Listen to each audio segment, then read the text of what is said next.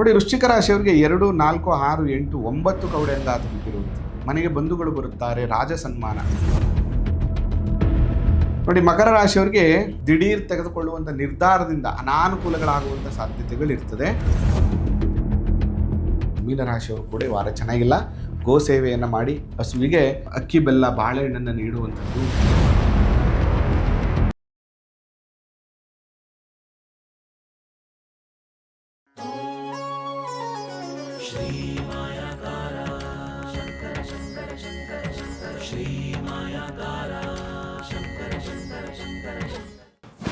ಶ್ರೀ ಗುರುಭ್ಯೋ ನಮಃ. ಮಾಯಕಾರ ಪ್ರಭುವೇ ನಮಃ. ಗಣೇಶ ದೇವಿ ವಾಗ್ದೇವಿ ಮಮ ವಾಕ್ಯ ಸಿದ್ಧಿ ಕುರುಕುರು ಸ್ವಾಹ. ಓಂ ನಮೋ ಭಗವತಿ ಚಾಮುಂಡೇಶ್ವರಿ ಮಲಯಾಳ ಸ್ವರೂಪಿಣಿ ಸರ್ವಸಿದ್ಧಿ ಕಾರಿಣಿ ಸತ್ಯಂ ಬ್ರೂಹಿ ಸ್ವಹ. ಆರಾಧ್ಯ ದೈವನಾಗಿರುವಂಥ ಮಲೆಮಾದೇಶ್ವರರನ್ನು ಮನದಲ್ಲಿ ನೆನೆಯುತ್ತಾ ವಿದ್ಯಾಗುರುಗಳ ತಂದೆ ತಾಯಿಯ ಪಾದಾರವಿಂದಗಳಿಗೆ ನಮಸ್ಕಾರವನ್ನು ಮಾಡ್ತಾ ಜಗದ್ಗುರು ಪಂಚಾಚಾರ್ಯರನ್ನು ಬಸವಾದಿ ಶರಣರನ್ನು ಮನದಲ್ಲಿ ನೆನೆಯುತ್ತಾ ನನ್ನೆಲ್ಲ ಪ್ರೀತಿಯ ವೀಕ್ಷಕ ಬಂಧುಗಳಿಗೆ ನಿಮ್ಮ ಮೂಗೂರು ಮಧುದೀಕ್ಷಿತ್ ಮಾಡುವ ಪರಿಪೂರ್ಣವಾದಂಥ ನಮಸ್ಕಾರಗಳು. ಹೇಗಿದ್ದೀರಿ? ಚೆನ್ನಾಗಿದ್ದೀರಿ ಅಂತ ನಾನು ಕೂಡ ಭಾವಿಸ್ತೇನೆ. ಇವತ್ತು ಭಾಳ ವಿಶೇಷವಾಗಿ ವಾರದ ಭವಿಷ್ಯ, ಅದರಲ್ಲೂ ಕೂಡ ಕವಡೆ ಶಾಸ್ತ್ರದ ಮುಖಾಂತರ ವಾರ ಭವಿಷ್ಯವನ್ನು ಶುರು ಮಾಡ್ತಾ ಇದ್ದೇವೆ. ಅದರ ಜೊತೆಗೆ ಇನ್ನು ಕೆಲವೇ ದಿನಗಳಲ್ಲಿ ಒಂದಷ್ಟು ದೇವಾಲಯಗಳಿಗೆ ಸಂಬಂಧಪಟ್ಟಂಥ ದೇವಾಲಯದ ಸ್ಪಿರಿಚುಯಾಲಿಟಿ ಮತ್ತು ಸೀಕ್ರೆಟ್ಸ್, ಹಿಡನ್ ಸೀಕ್ರೆಟ್ಸ್ ಬಗ್ಗೆ ಒಂದಷ್ಟು ಸಂಚಿಕೆಗಳನ್ನು ಶುರು ಮಾಡ್ತಾ ಇದ್ದೇವೆ ನಿಮಗೋಸ್ಕರ. ಕೆಲವೇ ದಿನಗಳಲ್ಲಿ ಅದು ಪ್ರಾರಂಭ ಆಗುತ್ತೆ. ನಿಮ್ಮ ಪ್ರೋತ್ಸಾಹ ಹಾಗೇ ಇರಲಿ ಅಂತ ಹೇಳ್ತಾ ಈ ವಾರದ ಹೈಲೈಟ್ಸನ್ನು ನಾವು ನೋಡೋದಾದರೆ, ಶ್ರೀಶಕೆ 1948ನೇ ಶ್ರೀ ಪರಾಭವನಾಮ ಸಂವತ್ಸರ ಉತ್ತರಾಯಣ ಗ್ರೀಷ್ಮ ಋತು ಅಧಿಕ ಮಾಸ ಶುಕ್ಲ ಪಕ್ಷದ ದಿನಗಳು ಮೇ 24ನೇ ತಾರೀಕಿಂದ ಮೇ 30ನೇ ತಾರೀಕುವರೆಗೂ ಇರುವಂಥದ್ದು. ಈ ವಾರದ ಹೈಲೈಟ್ಸನ್ನು ನಾವು ನೋಡೋದಾದರೆ, ಇವತ್ತು ನವಮಿ ಇದೆ, ಏನೂ ವಿಶೇಷ ಇಲ್ಲ. 27ನೇ ತಾರೀಕು ಸರ್ವತ್ರ ಏಕಾದಶಿ ಇದೆ. 28ನೇ ತಾರೀಕು ಬಕ್ರಿದ್ದು ಮತ್ತು ಪ್ರದೋಷ ಇರುವಂಥದ್ದು. 29ನೇ ತಾರೀಕು ಏನು ವಿಶೇಷಗಳು ಇಲ್ಲ. 30ನೇ ತಾರೀಕು ಬಂದು ಕಂಚಿ ಗರುಡೋತ್ಸವ ಇರುವಂಥದ್ದು. ಚತುರ್ದಶಿ ಇದೆ ಅವತ್ತು. ಇದು ಈ ವಾರದ ಹೈಲೈಟ್ಸ್. ಈ ವಾರ ಹೇಗಿದೆ, ಯಾವ್ಯಾವ ರಾಶಿಯವ್ರಿಗೆ ಹೇಗಿದೆ ಅನ್ನುವಂಥ ವಿಚಾರವನ್ನು ಮಾಡುವಾಗ, ಓಂ ನಮೋ ಭಗವತಿ ಚಾಮುಂಡೇಶ್ವರಿ ಮಲಯಾಳ ಸ್ವರೂಪಿಣಿ ಸರ್ವಸಿದ್ಧಿಕಾರಿಣಿ ಸತ್ಯಂ ಬ್ರೂಹಿ ಸ್ವಾಹ. ನಮಃ ಶಿವಾಯ ನಮಃ ಶಿವಾಯ ನಮಃ ಶಿವಾಯ. ಒಂದನೇದಾಗಿ ಕವಡೆಯನ್ನು ಬಿಡೋಣ.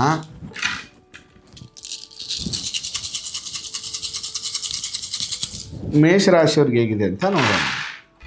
ನೋಡಿ, ಮೇಷರಾಶಿಯವರಿಗೆ 2, 4, 7 ಕವಡೆ ಅಂಗಾತ ಬಿದ್ದಿರುವಂಥದ್ದು. 7 ಕವಡೆ ಹೇಳ್ತಾ ಇದೆ ಏನಂತ, ನೋಡಪ್ಪ, ಈ ವಾರ ನಿನಗೆ ಧನಲಾಭವಿದೆ, ಧನಾಗಮನ ಆಗುತ್ತೆ. ಹೋದ ವಾರಕ್ಕಿಂತ ಈ ವಾರ ಸ್ವಲ್ಪ ಬಿಸ್ನೆಸ್ ಚೆನ್ನಾಗಾಗುತ್ತೆ, ಮತ್ತು ಸ್ವಲ್ಪ ಫೈನಾನ್ಷಿಯಲಿ ಕೂಡ ಅನುಕೂಲಗಳಾಗುವಂಥದ್ದು ಅಥವಾ ನೀನು ಎಕ್ಸ್ಪೆಕ್ಟ್ ಮಾಡಿರುವಂಥ ಒಂದು ಧನಾಗಮ ಆಗುವಂಥ ಸಾಧ್ಯತೆಗಳಿದೆ. ಮತ್ತು ಒಂದಷ್ಟು ಕೆಲಸ ಕಾರ್ಯಗಳಾಗುತ್ತೆ. ಮನೆಯಲ್ಲಿ ಒಂದಷ್ಟು ಶುಭ ಕಾರ್ಯಗಳ ಬಗ್ಗೆ ಚರ್ಚೆ ಮಾತುಕತೆಗಳು ಕೂಡ ಆಗುವಂಥದ್ದು. ಮನೆಯಲ್ಲಿ ಏನೋ ಒಂದು ಉತ್ಸಾಹದ ವಾತಾವರಣ ಈ ವಾರ ಆಗುತ್ತೆ. ಅನೇಕ ದಿನಗಳಿಂದ ಆಗಬೇಕಾಗಿರುವಂಥ ಒಂದಷ್ಟು ಕೆಲಸ ಕಾರ್ಯಗಳು ನಿಮಗೆ ವಾರ ಆಗುತ್ತೆ. ವೃಷಭ ರಾಶಿಯವ್ರಿಗೆ ಹೇಗಿದೆ ಅಂತ ನೋಡೋಣ.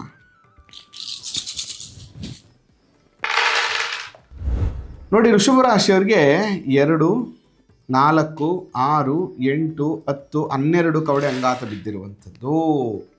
12 ಕವಡೆ ಹೇಳ್ತಾ ಇದೆ, ಕಳ್ಳರಿಂದ ಕಂಟಕಗಳಿದೆಯಪ್ಪ ನಿನಗೆ. ಒಂದಷ್ಟು ದುಡ್ಡು ಕಾಸು ಹಣ ವ್ಯವಹಾರದಲ್ಲಿ ಮೋಸ ಹೋಗುವಂಥ ಸಾಧ್ಯತೆ ಇದೆ. ಸೌಖ್ಯ ಇಲ್ಲ. ಜಾಗ್ರತೆಯಿಂದ ಕೆಲಸ ಕಾರ್ಯಗಳನ್ನು ಮಾಡಬೇಕು, ಇಲ್ಲಾಂದರೆ ಖಂಡಿತವಾಗಿಯೂ ಸಮಸ್ಯೆಗಳಾಗ್ತದೆ ಅನ್ನುವಂಥ ವಿಚಾರವನ್ನು ತಿಳಿಸ್ತಾ ಇರುವಂಥದ್ದು. ನೀವು ಮಾಡಬೇಕಾಗಿರುವಂಥದ್ದು ಏನಂದರೆ, ಈ ವರ್ಷ ಅಮ್ಮನವರ ಆರಾಧನೆ ಮಾಡಿ. ಓಂ ದುಮ್ ದುರ್ಗಾಯೇ ನಮಃ ಡೈಲಿ 21 ಸರಿ ಚಾಂಟ್ ಮಾಡಿ ಹೋಗೋಕ್ಕಿಂತ ಮುಂಚೆ.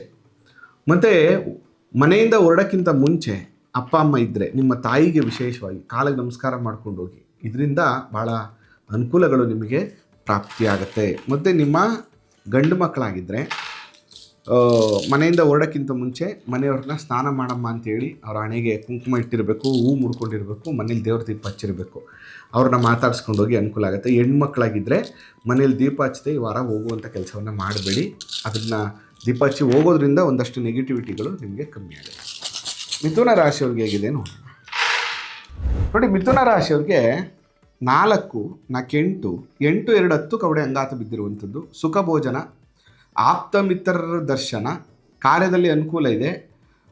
ನೀವು ಅಂದ್ಕೊಂಡಿರುವಂಥ ವಿಚಾರದಲ್ಲಿ ಸಂಶಯವನ್ನು ಇಟ್ಕೋಬೇಡ, ಎಲ್ಲ ಥರ ಅನುಕೂಲಗಳು ಕೂಡ ನಿಮಗೆ ಆಗುತ್ತೆ.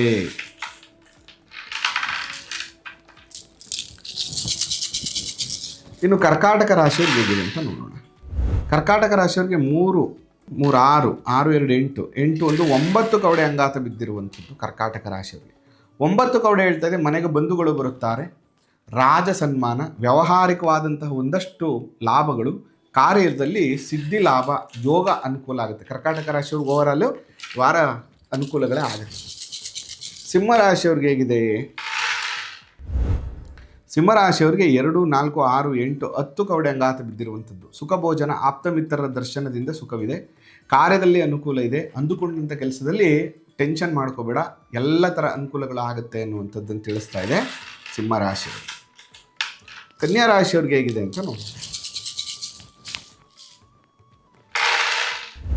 4, 6, 8, 10 ಕವಡೆ ಅಂಗಾತ ಬಿದ್ದಿರುವಂಥದ್ದು, 10 ಕವಡೆ ಕನ್ಯಾ ರಾಶಿಯವರಿಗೆ ಸುಖ ಭೋಜನ, ವ್ಯವಹಾರದಲ್ಲಿ ಅನುಕೂಲಗಳು, ಒಂದಷ್ಟು ಹಳೆಯ ಸ್ನೇಹಿತರ ಭೇಟಿ ಮಾಡುವಂಥದ್ದು, ಸ್ನೇಹಿತರಿಂದ ಅನುಕೂಲ ಆಗುವಂಥದ್ದು, ಹಣಕಾಸಿನ ಅನುಕೂಲ ಆಗುವಂಥದ್ದು, ಬ್ಯಾಂಕಲ್ಲಿ ಬಡ್ಡಿಯ ಏನಾದ್ರು ನೀವು ಸಾಲ ಕೇಳಿದರೆ ಆಯಿತಾ, ಅದರಲ್ಲಿ ನಿಮಗೆ ಲೋನ್ ಸ್ಯಾಂಕ್ಷನ್ ಆಗುವಂಥದ್ದು, ಅಥವಾ ನಿಮಗೆ ಅನೇಕ ದಿನಗಳಿಂದ ಬರಬೇಕಾಗಿರುವಂತಹ ಹಣ ಬರುವಂಥದ್ದು, ಅಥವಾ ಬಡ್ಡಿಗೆ ಇಸ್ಕೊಬಿಟ್ಟಿದ್ದೀವಪ್ಪ ಈ ವಾರ ಒಂದು ಸ್ವಲ್ಪ ತೀರಿಸಬೇಕು ಅನ್ನುವಂಥ ಯೋಚನೆ ಇದ್ದರೆ ಅದು ಕೂಡ ತೀರುವಂಥ ಯೋಗ ನಿಮಗಿದೆ.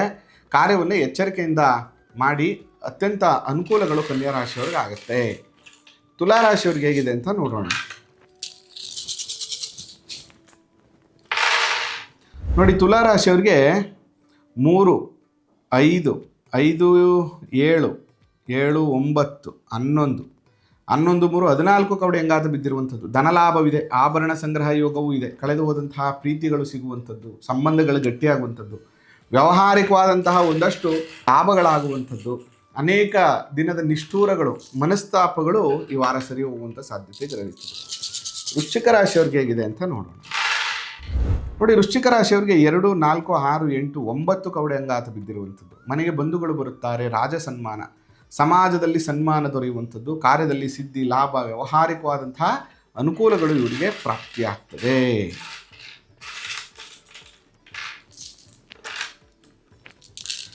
ಧನುಸ್ಸು ರಾಶಿಯವ್ರಿಗೆ ಹೇಗಿದೆ ಅಂತ ನೋಡೋಣ. ನೋಡಿ, ಧನುಸ್ಸು ರಾಶಿಯವರಿಗೆ 2, 4, 6, 8, 9 ಕವಡೆ ಅಂಗಾತ ಬಿದ್ದಿರುವಂಥದ್ದು, ಮನೆಗೆ ಬಂಧುಗಳು ಬರುತ್ತಾರೆ, ರಾಜ ಸನ್ಮಾನ, ಸಮಾಜದಲ್ಲಿ ನಿಮ್ಮನ್ನು ಗುರುತಿಸುವಂಥದ್ದು, ನಿಮ್ಮ ಅನೇಕ ದಿನದ ಪರಿಶ್ರಮಕ್ಕೆ ಪ್ರತಿಫಲ ಸಿಗುವಂಥದ್ದು, ವ್ಯಾವಹಾರಿಕವಾದಂತಹ ಒಂದಷ್ಟು ಲಾಭ ಆಗುವಂಥ ಯೋಗ ಈ ವಾರ ನಿಮಗಾಗುತ್ತೆ. ಮಕರ ರಾಶಿಯವ್ರಿಗೆ ಹೇಗಿದೆ ನೋಡೋಣ. ನೋಡಿ, ಮಕರ ರಾಶಿಯವ್ರಿಗೆ 3, 6, 9, 9, 3, 12 ಕವಡೆ ಅಂಗಾತ ಬಿದ್ದಿರುವಂಥದ್ದು, ಕಳ್ಳರಿಂದ ಕಂಟಕ, ಹಣವನ್ನು ಕಳೆದುಕೊಳ್ಳುವಂಥದ್ದು, ಮೋಸ ಹೋಗುವಂಥದ್ದು, ವ್ಯವಹಾರದಲ್ಲಿ ಇನ್ವೆಸ್ಟ್ಮೆಂಟ್ ಜಾಸ್ತಿ ಮಾಡಿದ್ರೆ ಈ ವಾರ ನಷ್ಟವನ್ನು ಹೊಂದುವಂಥದ್ದು, ದಿಢೀರ್ ತೆಗೆದುಕೊಳ್ಳುವಂಥ ನಿರ್ಧಾರದಿಂದ ಅನಾನುಕೂಲಗಳಾಗುವಂಥ ಸಾಧ್ಯತೆಗಳಿರ್ತದೆ. ಅದರಿಂದ ಭಾಳ ಎಚ್ಚರಿಕೆಯಿಂದ ಇರಬೇಕು. ಆಂಜನೇಯ ಸ್ವಾಮಿ ದರ್ಶನವನ್ನು ಮಾಡಿ, ತೊಗರಿ ಮತ್ತು ಬೆಲ್ಲವನ್ನು ಕೊಟ್ಬಿಟ್ಟು ಬನ್ನಿ, ತುಂಬ ಅನುಕೂಲಗಳು ನಿಮಗೆ ಪ್ರಾಪ್ತಿಯಾಗುತ್ತೆ. ಇನ್ನು ಕುಂಭರಾಶಿಯವ್ರಿಗೆ ಹೇಗಿದೆ ಅಂತ ನೋಡೋಣ. ನೋಡಿ, ಕುಂಭರಾಶಿಯವ್ರಿಗೆ 3, 6, 9, 10, 11 ಕವಡೆ ಅಂಗಾತ ಬಿದ್ದಿರುವಂಥದ್ದು, ಕಷ್ಟ ಉಂಟು, ವಾರದ ಕೊನೆಯಲ್ಲಿ ಸ್ವಲ್ಪ ಮಟ್ಟಿಗೆ ಅನುಕೂಲ ಆಗುತ್ತೆ. ಕಾರ್ಯವನ್ನು ಎಚ್ಚರಿಕೆಯಿಂದ ಮಾಡಲಿಲ್ಲ ಅಂದರೆ ಧನ ಮಾನ ಹಾನಿ ಆಗುವಂಥ ಸಾಧ್ಯತೆ ಇರ್ತದೆ. 7.5 ಕೊನೆ ಭಾಗದಲ್ಲಿದ್ದೀರಿ, ಭಾಳ ಎಚ್ಚರಿಕೆಯನ್ನು ನೀವು ತಗೋಬೇಕಾಗ್ತದೆ, ಇಲ್ಲಾಂದರೆ ಸಮಸ್ಯೆಗಳಂತೂ ಖಂಡಿತವಾಗಿಯೂ ಆಗ್ತದೆ. ಹಂಗಂದರೆ ಇಲ್ಲಿ ಏನು ಮಾಡಬೇಕು ನೀವು ಅಂದರೆ, ಪಂಚಾಕ್ಷರಿ ಮಂತ್ರ ಜಪ ವಾರ ಪೂರ್ತಿ 108 ಸಾರಿ ಜಪವನ್ನು ಮಾಡಿ, ರುದ್ರಾಕ್ಷ ಧಾರಣವನ್ನು ಸರಿಯಾದ ರೀತಿಯಲ್ಲಿ ಮಾಡಿಕೊಳ್ಳೋದ್ರಿಂದ ಅನುಕೂಲಗಳು ನಿಮಗೆ ಪ್ರಾಪ್ತಿಯಾಗುತ್ತೆ.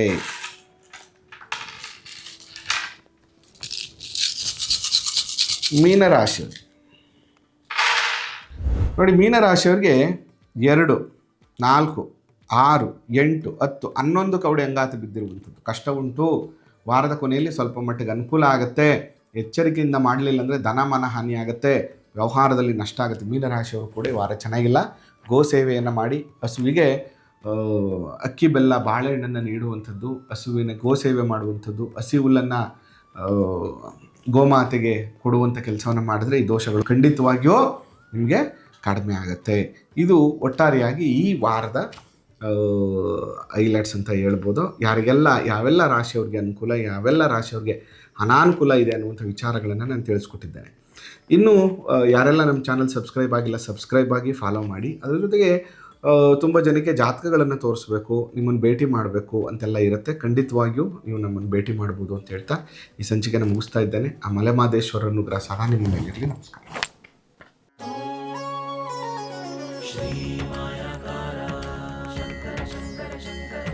ಶ್ರೀ